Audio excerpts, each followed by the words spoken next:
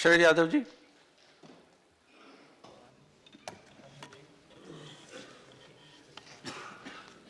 Sir, मेरे पहले जो माननीय सदस्यों ने बोला है उसके साथ जोड़ते हुए मैं कहना चाहता हूं कि आपका जो कदम है काले धन को, और इस देश में बरसों बरस से हम लोग भी चिंतित और दुखी रहते हैं कि काला धन बंद होना चाहिए। काला धन का जो है धंधा टूटना चाहिए, बंद होना चाहिए। आपने भीतर के काले धन के ऊपर हाथ डाला है, बाहर के काले धन पर मुझे नहीं लगता है कि आप आज नहीं और 10 साल बाद भी इस पर कुछ कर पाएंगे। हालात ये है, बहुत से मेरे मित्रों ने सारी बातें कही हैं, गलियां सूनी हैं, सड़कें बंद हैं, दुकानों में ग्राहक नहीं है, कई जगह बंद हैं। रामगोपाल जी आओ इधर, मजा इधर आएगा ना।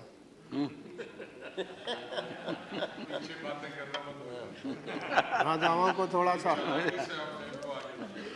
कहीं मजा है, कहीं सजा है। ईमानदारी सामने लाए। गलियां सूनी हैं,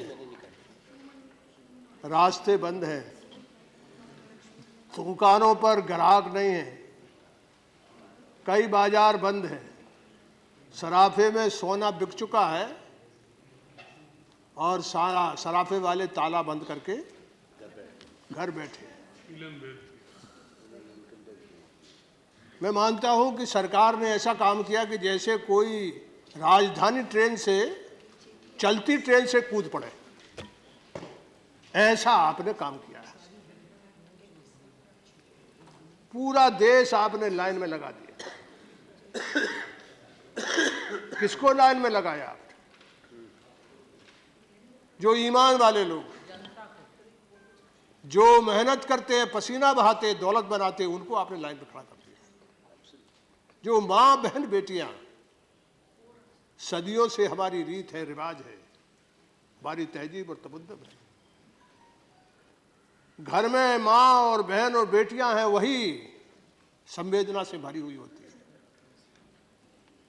और वही घर की किसी संकट के लिए अपनी पुटिया में, खुटिया में, कोठी में बिगड़ घर के किसी आदमी को बताए हुए जमा करती है।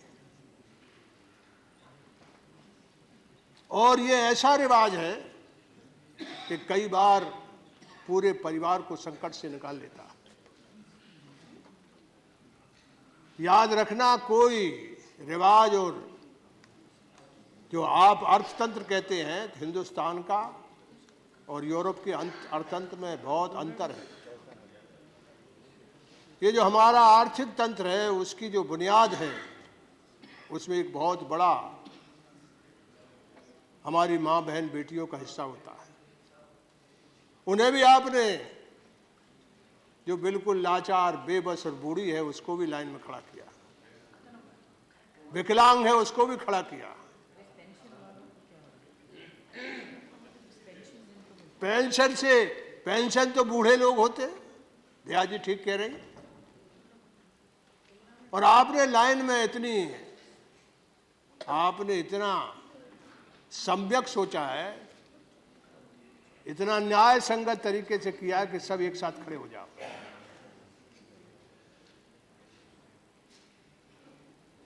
आप जो है वो आज ही 60,000 करोड़ रुपया,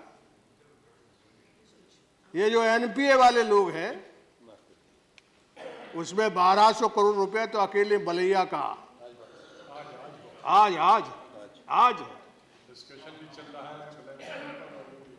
देखिए क्या है हमारा देश, और बाहर की या भीतर की जो हमारी ये जो हमारा अर्थतंत्र है, आर्थिक जगत है, उसकी विडंबना देखिए। 8 से लेकर 9 लाख करोड़ रुपया एनपीए है। Non performing asset. आपने 60,000 आज ही क्या क्या यानी विडंबना है कि एक तरफ पूरा देश और गरीब और किसान और मजदूर लाइन में लगा है और आपने 60,000 करोड़ रुपया है टोटल और 1200 अकेले। पूरी पक्की मुझे जानकारी नहीं, लेकिन मैं जब मैं घर गया था तो मुझे घर बताया। ठीक बात। आपने पूरा का पूरा भारत जो है वो कई दिन के लिए बंद कर दिया।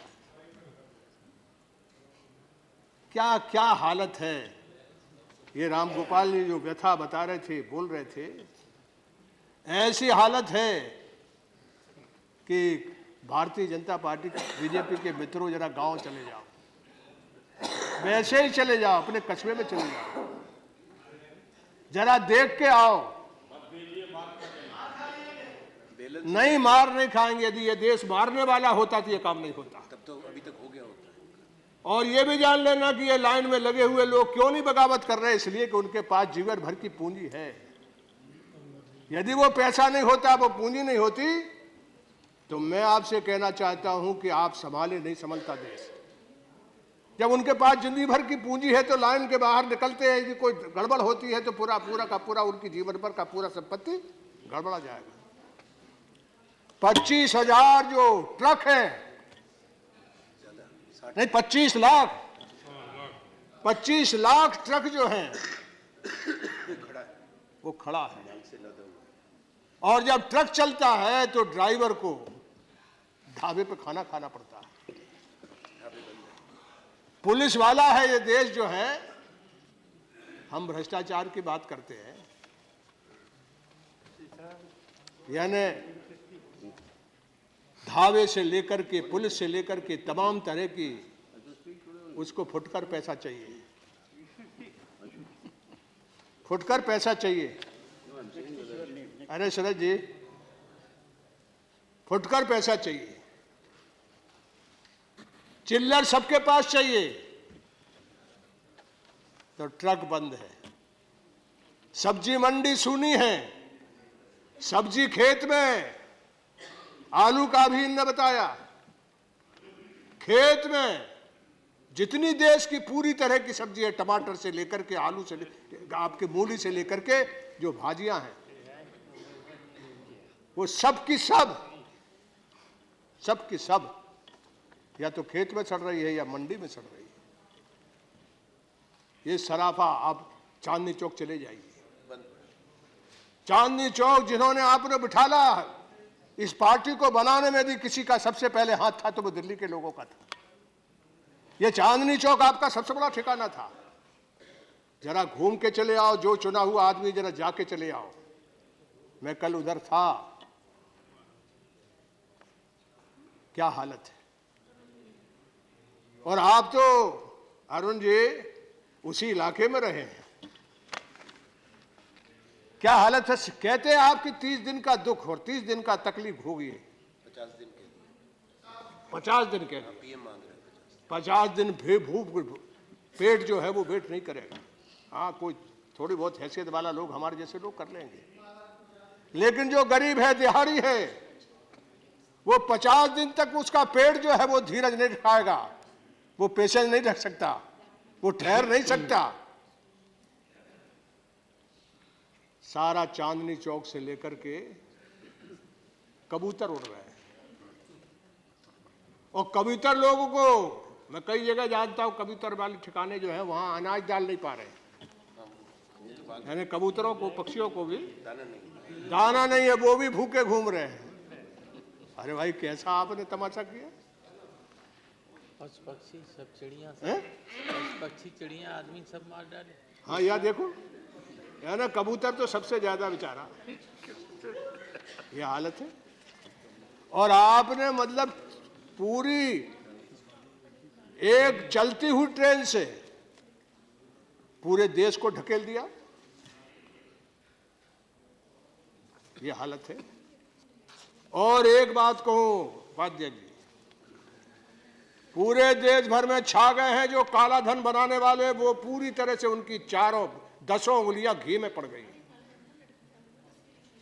मैं अभी कहता हूं यदि कोई यहां पैसे वाला है तो मैं आपको कहता हूं कि मेरे पास आओ। मैं बहुत से लोगों को जानता हूं जो इधर उधर घूम रहे हैं।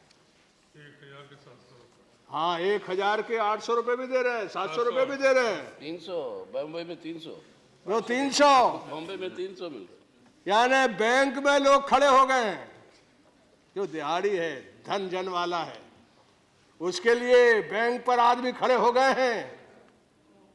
आपको मालूम होना चाहिए कि गरीब आदमी जो है, आप हकीकत में अरुण जी, जिंदगी में मैंने बैंक में कभी खाता ही नहीं खुलवाया है।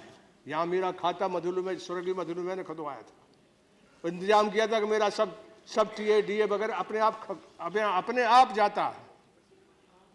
मैंने ही नहीं खुलाया, मैं ही बैंक का हैबिट नहीं, मेरी आदत में नहीं है।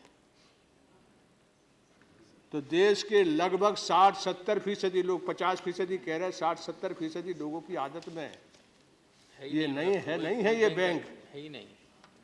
हमारा सारा का सारा धंधा, सारा का सारा व्यापार कैश पे चलता है, नगद पर चलता है, हुंडी पर चलता है।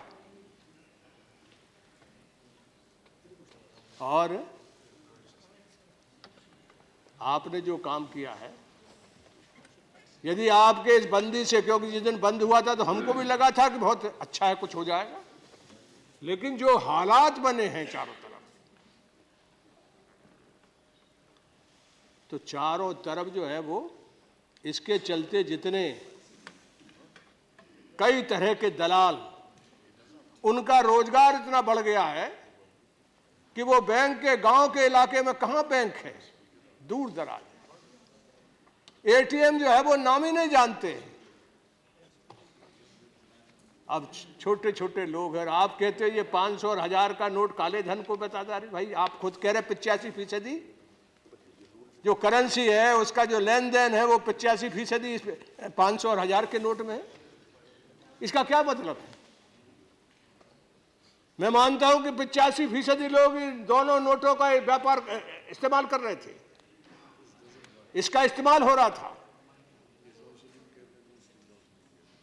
और आपने चारों तरफ जो है वो ऐसा धंधा खोल दिया है कि काला धन नहीं, इससे ज्यादा काला धन पैदा कर लेंगे लोग।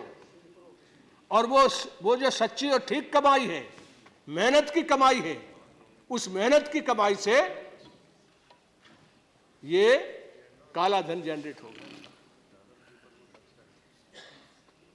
तो ये बैंक वाले यहां दिल्ली में, यहीं आपके इलाके में जो बैंक है, उसकी कुवत और ताकत नहीं है कि जो आपने फैसला किया उसको वो उसका जवाब दे सके। तो हालत तो ऐसे है कि पूरे देश में आज सारा देश लाइन में है, और वो लोग लाइन में हैं जो ईमान से पैसा कमाए। आज ईमान को आपने लाइन में खड़ा कर दिया, बेईमान चैन से हैं। प्रधानमंत्री जी कह रहे हैं कि वो नींद की गोली खा रहे हैं। मैं कहता हूं कि कई दिन से लोग लाइन में खड़े होकर के भूखे और प्यासे खड़े हैं। ये जो आपने किया है, तो सरकार आपकी है, विश्वास आपके ऊपर है।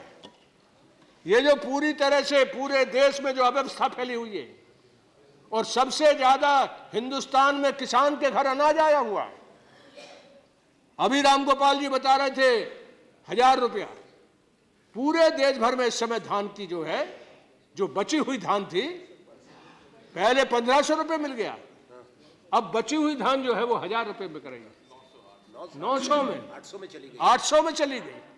आज 800 में, ये हालत में 800 में हो गई। 250 ये हालत है। 250 जा रही है। जाएगी कल। और एक बात जान लीजिए कि पहले भी बिका और बाद में बिका। वो नोट में खरीदारी जो किसान है वो कोई चेक में नहीं लेके आता है, आज का वो नगद में लेके आता है।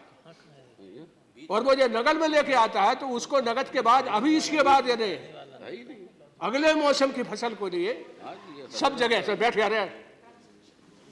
अगली फसल के लिए लोग खेत बना रहे हैं, खेत जोत रहे हैं, खेत में तैयारी कर रहे हैं। उन्हें खाद चाहिए, बीज चाहिए, हर तरह का बीज जो है वो गोदामों में भरा हुआ है। वो बीज वाला कैश मांग रहा है। क्या इंतजाम कर रहे हैं आप किसान के लिए? और सब लोगों के लिए आपने इंतजाम किया, किसानों के लिए आपने क्या काम किया? कैसे उनकी जिंदगी, वो तो कैश पे उनका पूरा काम होता है, उनका सारा ट्रांजेक्शन कैश पे होता है। उनके पास पहले धान बिकी थी वो 1500 रुपये बिक गई, वो कैश है उनके पास। और अब जो फसल बिकी है वो 800 रुपये में, 700 रुपये बिक रही। ये कैश जो है उसके बाद अगली फसल के लिए, अभी तो मर गया वो। वैसे ही हिंदुस्तान के किसान की हालत जो है, आत्महत्या का दौर चल रहा है। आपके लाइन में लगने से लोग कितने मरे हैं वो अखबारों में आ जाता है 25-30, लेकिन लोग ज्यादा मरे। उस किसान के लिए अगली फसल के लिए क्या आपने क्या इंतजाम किया? क्या उसको सहायता दे रहे हैं? क्या उसको राहत दे रहे हैं?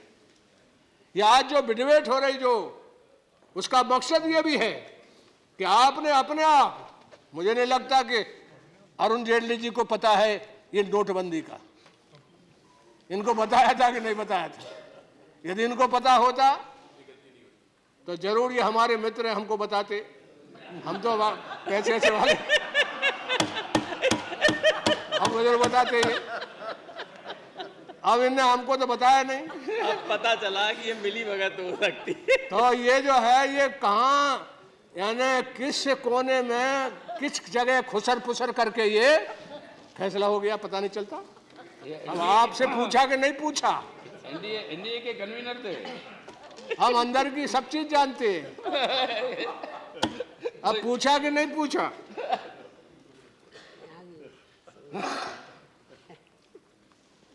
और आपने बहुत से उपाय एक के बाद एक, कभी 2000 का 2400 कर रहे हैं, कहीं 2400 को बढ़ा रहे हैं, 2000 को 20,000 को बढ़ा रहे हैं। ये सब काला आपने पूरा चुनाव कर दिया है। अरे आपने तो यानी आदमी दिक्कत और तकलीफ में खड़ा हुआ, अब उसके हाथ भी आप रंग रहे हो। अरे क्या बिगड़ रहा है जी? दूसरी बार भी ले जाए, वो तो क्या ले जाएगा? भलैया 1200 करोड़ रुपए आपने दे दिया, अभी आज ही 1200 करोड़ ले गया और भाग भी गया वो। और 4000 वाले आदमी को स्याही अंगुली अरे आप स्याही लगा रहे हो या ना चूना लगा रहे हो? ये क्या कर रहे हो भाई? और किसान, एक बात जान लीजिए अरुण जी, हिंदुस्तान का किसान बहुत दिक्कत और तकलीफ में पहले ही है। और इस काम के चलते उसकी ऐसी हालत खराब हुई है कि बीज नहीं मिल रहा, खाद नहीं मिल रहा, मजदूर नहीं मिल रहा। यानी पहले ही मनरेगा के चलते मजदूर नहीं मिल रहे थे, अब इससे और चलते बुरी हालत हो गई। तो इस किसान के लिए कोई राहत और कोई रास्ता, ये बहस क्यों हो रही है? ये किसान के लिए क्या रास्ता बने?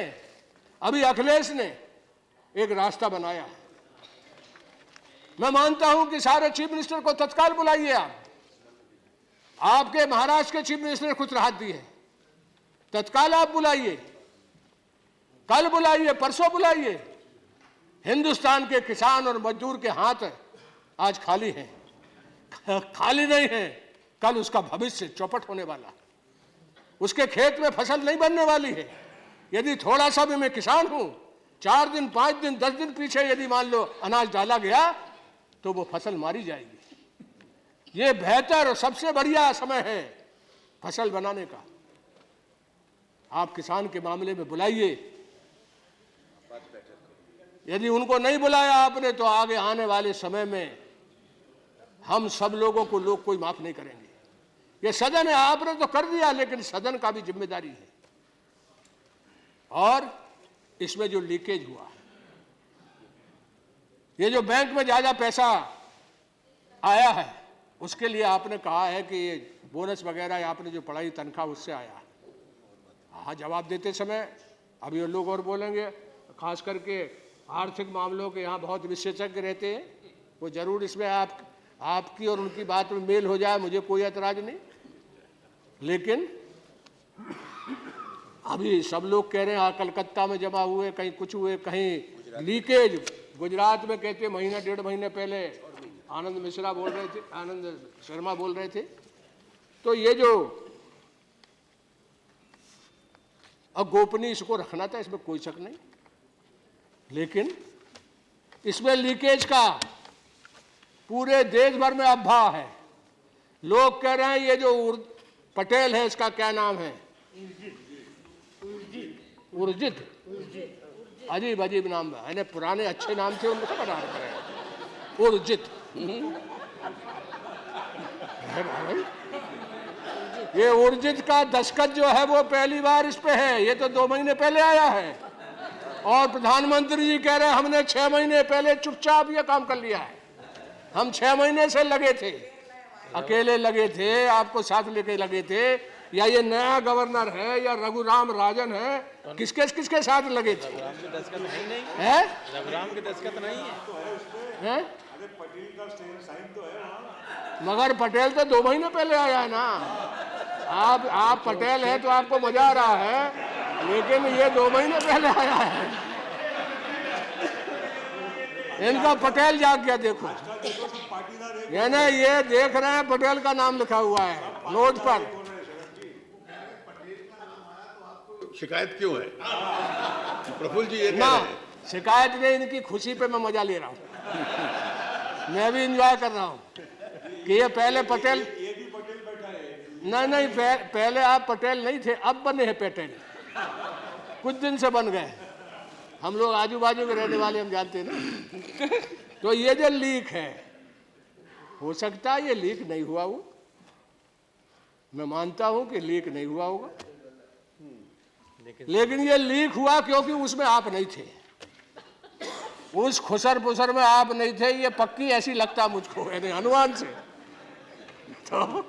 तो ये जो लीक हुआ है, नोट छप गया है ये नोट सोशल मीडिया पे, हाँ, ये कह रहे हैं कि नोट पहले छप गया, पहले मतलब दिखा दिया किसी ने, दिया इनके अध्यक्ष ने, इनके अध्यक्ष ने। पंजाब पंजाब। अब उसको निकालो या उसका खंडन करो, ये गजब बात है भाई, इसको निकालो। तो वो क्यों नहीं बताया आपको? हैं? वो क्यों नहीं बताया? ये तो नहीं बताया अरुण जेटली जी, वो तो बता देता। वो तो दुनिया को बता दिया, वो तो ईमानदार आदमी है, वो आपको बता दिया, ये आनंद शर्मा को बता दिया, 5 लोग, और आपको तो आपने कल ही मुझे बताया था गुलाम नबी जी ने। बात यह है कि लीकेज का क्या इलाज करोगे? बहन माता मायावती जी जो कह चुकी जेपीसी, मैं कहता हूं कि जांच हो जाए, और यदि जेपीसी है, ये पॉलिटिकल इंस्ट्रूमेंट है, राजनीतिक, तो मैं ये नहीं कह रहा कि आप जेपीसी बनाइए, लेकिन जांच में हम जैसे किसी आदमी को रखिए, क्योंकि हम बहुत फकीर आदमी हैं और ईमान के साथ हिंदुस्तान की राजनीति करते हैं। हम अपना खेत बेच देते हैं और चुनाव लड़ते हैं, तो हमको उसमें कहीं जरूर रखिए। ईमान के साथ समझ लीजिए, उसमें कोई गड़बड़ नहीं होगी तो ईमानदारी से हम काम करेंगे, और यदि गड़बड़ हुई तो कोई आदमी बच के नहीं निकलेगा, तो हमको उसमें जरूर रखिए। हवाला में सबको फंसा दिया। हाँ ना, हवाला जान लिए, सारी दुनिया कह दिया हमने नहीं लिया, हमने नहीं लिया, हमने नहीं लिया, हमने कहा कि हमने लिया। रिजर्व कर ले 5 लाख ये तो रिजाइन चमन भाई पटेल के, रिजाइन कर गया है। और रिजाइन भी कर दिया हमने कि हम जब तक जांच नहीं हो जाए तब तक सदन में नहीं आएंगे। नहीं, हम मंत्री बनाने वाले थे। हाँ, मंत्री देवगौड़ा के टाइम पे। खड़े होकर बोलो। अरे सर, ये बात मैं सबूत देता हूँ। हम लोग सब स्टीयरिंग कमेटी यूनाइटेड फ्रंट के इनको मंत्री बनाने वाले थे, और इन्होंने कह दिया कि भाई हवाला में मैं कबूल कर लिया, तो हमने कहा कि कबूल कर लिए तो मंत्री नहीं बन सकते हो, तो अब इनको मंत्री बनने का मौका भी ये खो बैठे। सबूत में सुलह कैसे हो गया? वो खो बैठे उस समय। सबूत में सुलह कैसे हो अब गया? बताइए, हमारे ईमान का तो बिल्कुल एकदम 100% टेस्टेड है, तो इसमें कहीं ना कहीं हमको अरुण जी रखिए, कहीं ना कहीं ये लीकेज में है? आपकी बहस तो मैंने ही की। हाँ, आप वकील थे मेरे। और इन्हीं की दया से हम यहाँ खड़े, नहीं तो जेल ही चले जाते। तो ये मैं कह रहा हूँ, उन्हीं की सरकार में आप मंत्री बने थे, हैं? उन्हीं की सरकार में भी तो आप मंत्री बने। इसलिए तो हम सब चीज जानते हैं, इसलिए जानते हैं भाई। हमारा ऐसा रिकॉर्ड है कि हम सबके साथ रहे, एनडीए में भी रहे और यूनाइटेड फ्रंट में भी है, सीताराम येचुरी के साथ। इसलिए हम दो बार आपके कहने से भारत बंद करा दिए थे, हमारी यादी दोस्ती यारी के चलते। इस बार आपने खुद ही भारत बंद करा दिया, वो भारत बंद करके पूरा भारत लाइन में खड़ा कर दिया। शरद जी कितना समय लेंगे? अभी लेंगे। भाई जो समय मेरा कहने का काम, आपको खुद मजा आ रहा है, लेकिन इन्हें खुद मजा आ रहा है, वो जानते हैं बहुत दिक्कत में है ये जिन जगह से आए हुए आगे लोग बहुत दिक्कत में है कि नहीं है।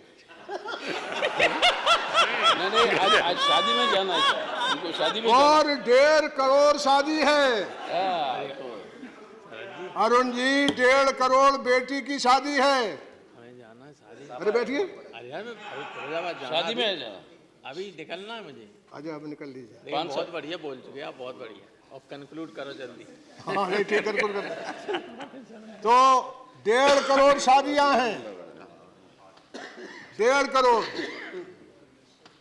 और उसी शादी में राम गोपाल जा रहे हैं, बेंगलोर वाली नहीं जा रही। बेंगलुरु वाले में 500 करोड़ है। और बेंगलोर वाली तो क्या कहने हैं, जितने पुराने हिंदुस्तान के मॉन्यूमेंट हैं, गजब का आदमी है। ऐसा चमाचम, ऐसा जलवादार, और पूरा टीवी बाग है। ये जो डब्बा जो है ना, ये ऐसा दिखा रहा है कि दूसरा शादी करने वाला जो है वो यानी शर्मा नहीं रहा, उसके घर में जो रुपया थे वो ही काम नहीं आ रहे हैं। मैं इसलिए कह रहा हूं कि उसका ये जलवा है कि पूरा डब्बा उसको दिखा रहा है, और दूसरी तरफ जो है वो गरीब गुरबा 1.5 करोड़ शादियां हैं अरुण जी, 1.5 करोड़। मामूली बात नहीं है। ये जो शादियां हैं इनके लिए कुछ राहत करो। लोग जो हैं वो, प्रधानमंत्री जी बोल रहे थे, हम हैं शादी वाली महिला, माँ बहन बेटियां दिक्कत ना हो, हम किसी तरह का कोई भी हाथ नहीं डालेंगे। ये आपने वचन दिया है।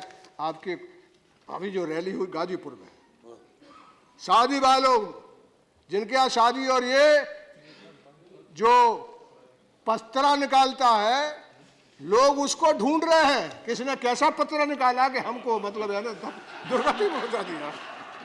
ये पतरा वाले पंडित जी को लोग ढूंढ रहे हैं, उसको मारने तैयार है, कहने पूरे कैसा वक्त बताया कि हमारी ये बुरी हालत हो गई।